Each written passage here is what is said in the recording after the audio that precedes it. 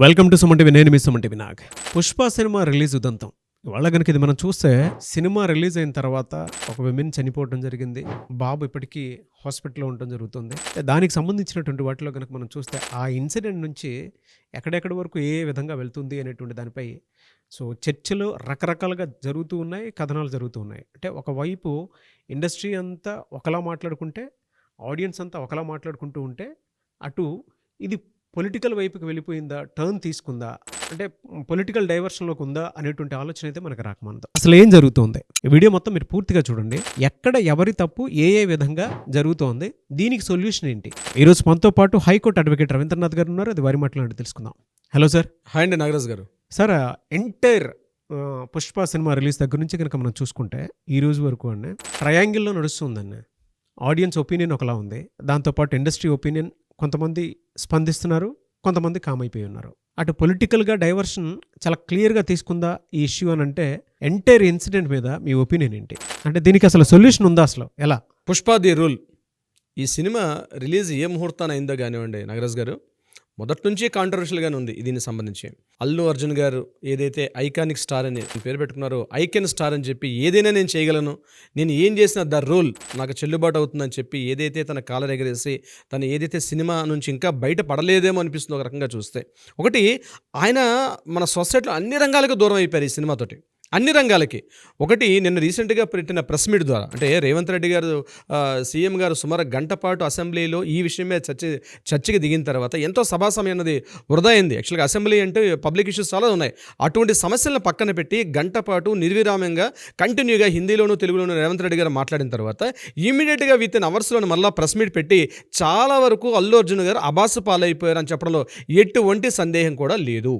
No doubt at all sir. ఎందుకంటే ఒక CM స్థాయి హోదా గల వ్యక్తి ఆ ప్రెస్ మీట్ పెట్టేటప్పుడు కొద్దిగా ఆగి ప్రవర్తించుంటే బాగుండేది. ఆ యొక్క ఎవరిచ్చారో గైడ్లైన్స్ తెలియదు, కానీ ఆ గైడ్లైన్స్ వల్ల టోటల్గా ఆయన అబాస్ పాలైపోయారు. లెక్కల మాస్టర్ గారి యొక్క లెక్కలు తప్పుదో పట్టాయి. లెక్కల మాస్టర్ గారు ఎవరు?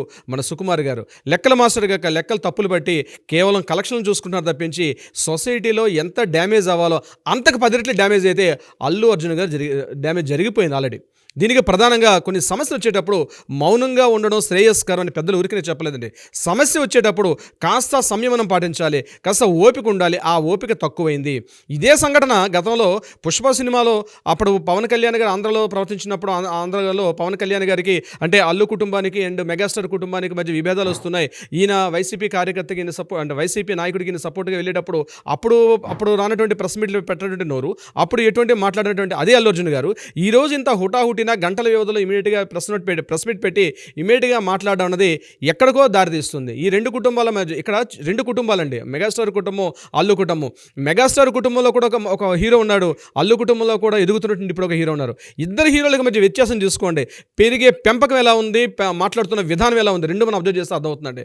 ఇప్పుడు రెండు కుటుంబాలు ఒకటే, ఆల్మోస్ట్ అక్కడ ఒక యంగ్ హీరో ఉన్నారు, ఇక్కడ ఒక యంగ్ హీరో ఉన్నారు. కానీ వాళ్ళు మాట్లాడే విధానాలు, వాళ్ళు పబ్లిక్తో ప్రవర్తించే తీరు ఎలా ఉందంటే కంప్లీట్గా డిఫరెంట్గా ఉంటుంది. దీని అంతటికి కారణం ప్రధానంగా చెప్పుకోవాలనుకుంటే ఒక తండ్రి పెంపకం, ఒక కొడుకుని ఎలా అయితే ప్రవర్తింపజేస్తుంది, తప్పుదో పట్టిస్తే ఎలా ఉంటాడనడానికి సజీవ పరాకాష్ట ఈరోజు మనకు ఉన్నటువంటి ఐకానిక్ స్టార్గా చెప్పబోతున్నటువంటి మన అల్లు అర్జున్ గారు. కొద్దిగా ఓపిక ఉండాలి. పెద్ద గాలివాన తుఫాన్ వచ్చింది, నేను నిట్టనీలుగా ఉన్నటువంటి కొబ్బరి చెట్లు, తాటి చెట్లు వెంటనే నేల కొరిగిపోతాయి. కానీ గడ్డివా మాత్రం ఎప్పుడైతే ఆ తుఫానికి బెండ్ అయిందో ఇమ్మీడియట్గా మళ్ళీ తుఫాన్ అయిన తర్వాత మళ్ళీ నిలబడి మళ్ళీ తన మొక్కలు మళ్ళీ పెరుగుతాయి. కానీ ఈరోజు సమస్య వచ్చేటప్పుడు సమస్యకి నేను ఎదుగుతున్న ట్రైన్కి నేను ఐకానిక్ స్టార్ అని చెప్పి వస్తున్న ట్రైన్కి ఎదురుగా నిలబడితే ఇంతటి వాడైనా పడాల్సిందే. ఈరోజు సమాజం యావత్తు, ఈ రంగం లేదు ఆ రంగం లేదు, మీడియా మిత్రుల్ని దూరం చేసుకున్నారు, పొలిటికల్ పర్సన్స్ని దూరం చేసుకున్నారు, అదేవిధంగా పోలీసు యంత్రాంగాన్ని పూర్తిగా దూరం చేసుకున్నారు, తన సినిమా రంగాన్ని దూరం చేసుకుని తన మాటల ద్వారా, తన చేష్టల ద్వారా ప్రతి రంగాన్ని తీసుకొస్తూ అన్ని రకాల రంగాలను కూడా పూర్తిగా దూరం చేసుకున్నారు. ఇదే సంఘటనలు గతంలో ఎంతోమంది సూపర్ స్టార్లు, మెగాస్టార్లు ఉన్నప్పుడు కూడా వాళ్ళ జీవితంలో ఇటువంటి సంఘటనలు జరగలేదా? జరిగాయి కూడా.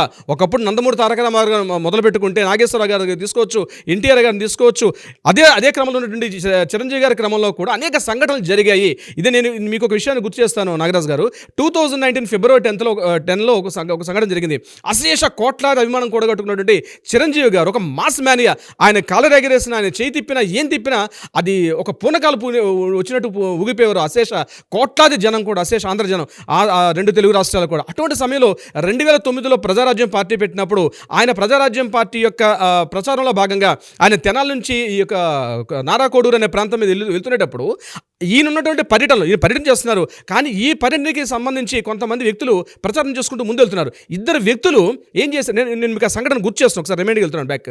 వెళ్ళే సందర్భంలో ఆ ఇద్దరు వ్యక్తులు కూడా బైక్ మీద వెళ్తూ ఆ జెండాలు PRP జెండాలు పెట్టుకుంటూ ఎగరేసుకుంటూ వెళ్తున్నారు. ఆ సంఘటన స్థలంలో కూడా లేరు ఆ రోజు చిరంజీవి గారు. అయినప్పుడు కూడా ఆ యాక్సిడెంట్లో ఆ ఇద్దరు వ్యక్తులు కూడా రోడ్ యాక్సిడెంట్లో ఇద్దరు చనిపోయారు. ఇద్దరు వ్యక్తులు కూడా చాలా పూర్ ఫ్యామిలీ, చాలా లో ఫ్యామిలీ వాళ్ళది. అయినప్పుడు కూడా ఆ సంఘటన ప్రదేశంలో చిరంజీవి గారు లేనప్పుడు కూడా ఆ సంఘటన తెలియగానే ఇమీడియట్గా తన ఎంటైర్ ప్రచారాన్ని ఎక్కడికక్కడ నిలుపుదల చేసేశారు. ఇమీడియట్గా ఎక్కడైతే ఆ మృతదేహాలు ఉన్నాయో మృతదేహాలు చూడడానికి వెళ్ళారు. కోట్లాది మంది చుట్టూ ఆ విజువల్స్ ఇప్పుడు అప్పటింత మీడియా లేదు కాబట్టి ప్రచారం కాలేదు, కానీ కోట్లాది మంది జనాలు ఆయన చుట్టూ ఉంటే అయినప్పుడు కూడా చిరంజీవి గారు ఆ ప్రదేశానికి వెళ్ళడం, ఆ మృతదేహాలను చూసి కన్నీటి పర్యంతం అయిపోయారు చిరంజీవి గారు. కన్నీటి పర్యంతం అయిపోయి ఆ తల్లిదండ్రుల దగ్గరకు ఓదార్చుకొని అసలు ఆ వీడియోస్ అప్పుడప్పుడు కొన్ని ఫొటోస్ కనిపిస్తే మనం ఒకసారి గూగుల్లో చెక్ చేస్తే ఆ టైంలో కళ్ళంబడి ధారాపాతంగా ఏడిస్తే కొంతమంది అభిమానులు ఇక్కడ ఉండొద్దు, ఇంకా ప్రమాదం ఎక్కువ అవుతుంది రమ్మని చెప్పి చిరంజీవి గారిని ఆ ప్రదేశం నుంచి తీసుకుని వెళ్ళిపోవడం జరిగింది.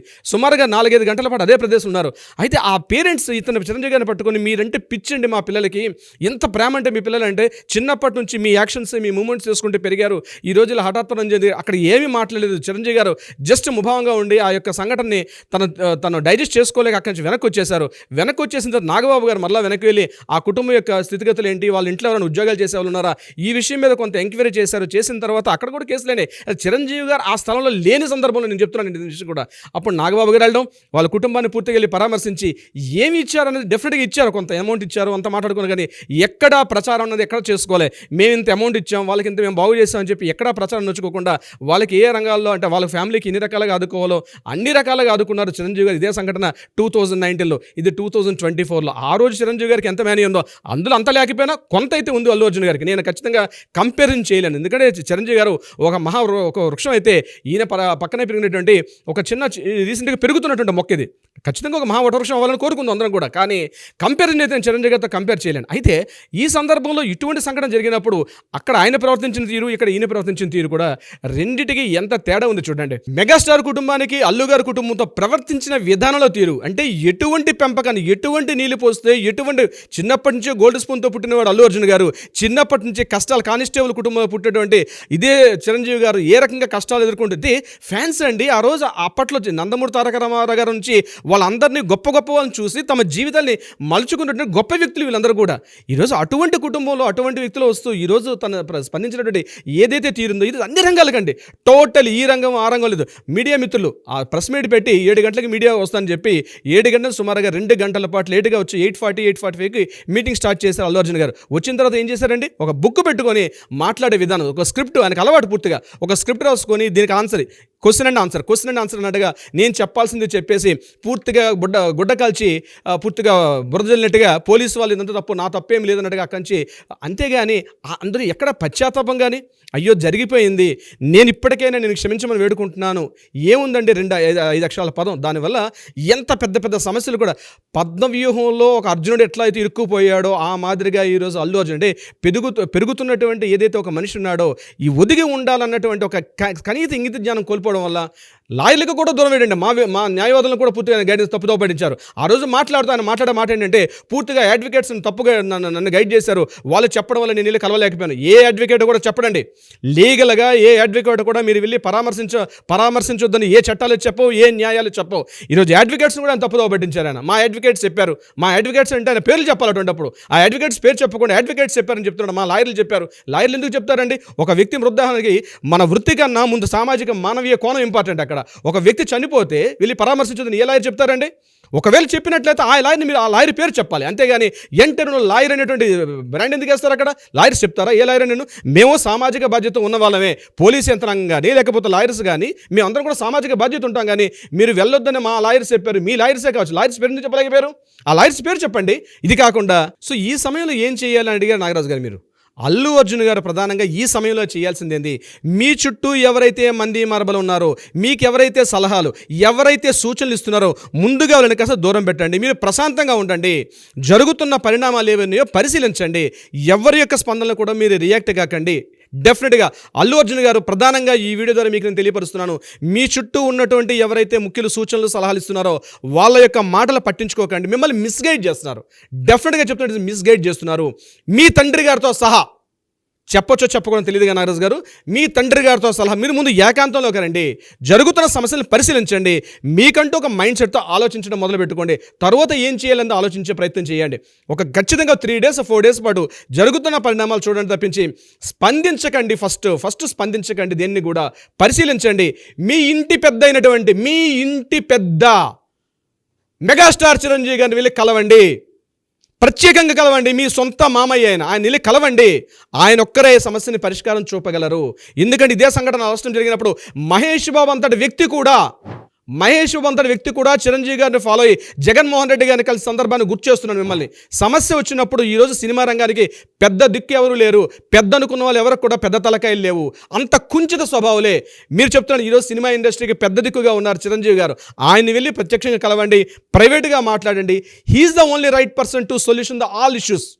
Right person, is the right person. వెళ్ళి కలవండి, ఎవరి సలహాలు సంప్రదింపులు తీసుకోకండి. అవునవును, జగన్మోహన్ రెడ్డి గారి పరిపాలనలో ఉన్నప్పుడు చిరంజీవి గారు అక్కడికి వెళ్ళి మాట్లాడటం కూడా జరిగింది. అంటే ఇండస్ట్రీకి ఒక్కొక్క మంచి జరగడం కోసం అని చెప్పేసి మాట్లాడడానికి వెళ్ళినటువంటి తీరు కనుక మనం చూస్తే నిజంగా చిన్న విషయం కాదన్నది. అంత పెద్ద వ్యక్తి. ఇప్పుడు మహేష్ బాబు గారు అంటే చిన్న వ్యక్తి కాదండి. కృష్ణ గారు ఒక సొల్యూషన్ వేని క్రియేట్ చేశారని చెప్పేసి చెప్పడంలో ఏమాత్రం డౌట్ లేదు. అదే చెప్తున్నాను సార్, కృష్ణ గారి కుటుంబం నుంచి వచ్చిన మహేష్ బాబు గారు కూడా అంత పెద్ద వ్యక్తి. కృష్ణ గారు అంటే బహుశా ఈ జనరేషన్ తెలియకపోవచ్చు. ఆయన అప్పుడు ఉన్నటువంటి రాజకీయ నాయకులు ఇందిరాగాంధీ గారు లాంటి ఢీ కొట్టిన మనిషి ఆయన కృష్ణ గారు. అట్లాంటి కుటుంబం వచ్చిన మహేష్ బాబు కూడా ఈరోజు కూడా పొలైట్నెస్ ఉంటుంది. నేను కంపేర్ చేస్తున్నాను, చెయ్యకూడదు కానీ కంపేర్ చేయాల్సిన పరిస్థితి ఉంది. ఎందుకంటే మీకు చెప్పేవాళ్ళు లేరు, మీకు అహంకారం పెరిగింది, మీకు అజ్ఞానం పెరిగింది. ఎప్పటికైనా మీ మామయ్య గారిని కలవండి, మెగాస్టార్ చిరంజీవి గారిని కలవండి. He's the right person. ఆయన బాడీ లాంగ్వేజ్ చూడండి. ఆ రోజు జగన్మోహన్ రెడ్డి గారిని కలిసినప్పుడు ఆయన బాడీ లాంగ్వేజ్ జస్ట్ ఒకే ఒక పోస్చర్ తోటి ఎన్టీఆర్ అసోసియేట్ని తెలుగు ప్రజల యొక్క మన్ననను పొందారు. ఆ రోజు ఆ చిరంజీవి గారు తగ్గారండి. ఒక క్షణం తగ్గినంత మాత్రాన ఏమీ జరగదు.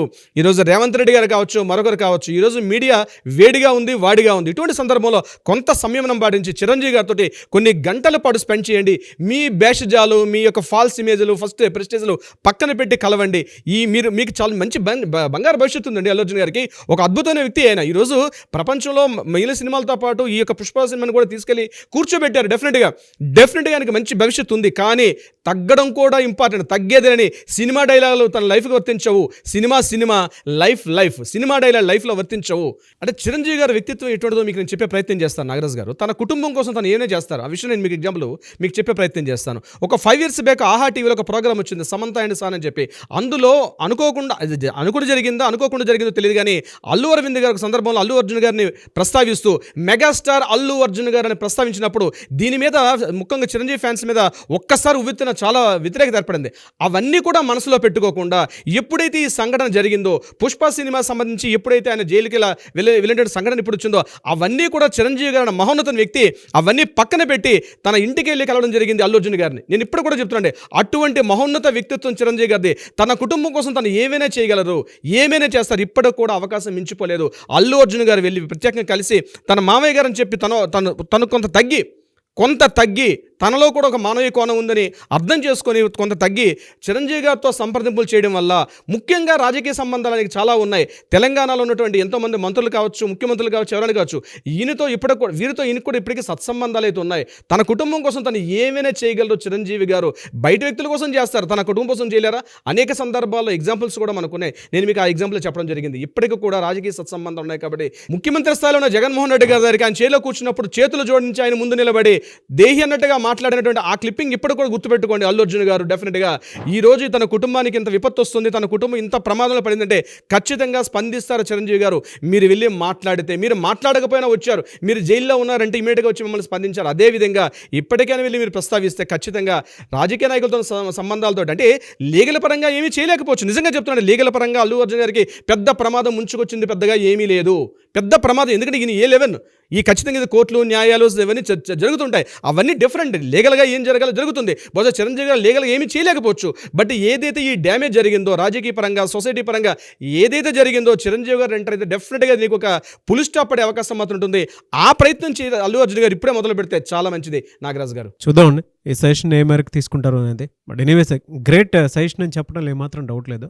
ఎందుకు అనంటే ఇవాళ మీరు చెప్పినట్లు అంటే గతాన్ని కొంచెం మనం పరిశీలించి అభిమానుల విషయంలో చిరంజీవి గారు ఏ విధంగా స్పందించారు అనేటువంటిది, దాంతోపాటు గత ప్రభుత్వానికి సంబంధించినటువంటి విషయంలో ఇండస్ట్రీకి ఏదైనా మంచి చేయాలి అనేటువంటి ఉద్దేశంలో చిరంజీవి గారు గత ప్రభుత్వంలో అడిగినటువంటి తీరు కనుక మనం చూసినా కూడా ఆయన వ్యక్తిత్వం తెలుస్తుంది, ఎంత హుందాగా ప్రవర్తిస్తారు అనేటువంటి దానికి.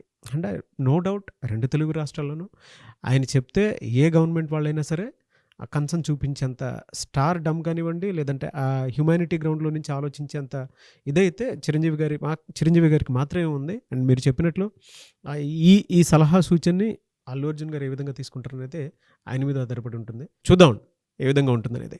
Anyways thank you so much Ravindranath garu. Thank you so much Nagaraj గారు.